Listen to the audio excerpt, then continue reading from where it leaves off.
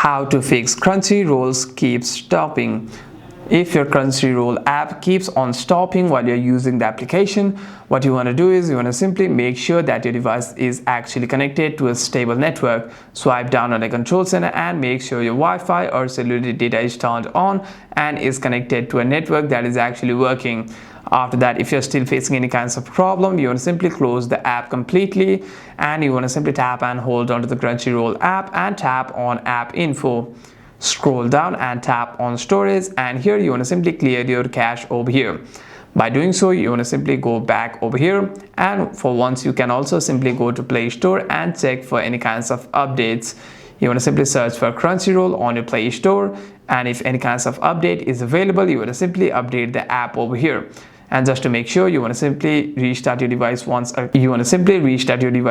Also, and you want to open the app again. And by doing so, you shouldn't be having any kinds of issues with the Crunchyroll app. Hope this video was helpful. Do like and subscribe, and I'll see you guys on the next one.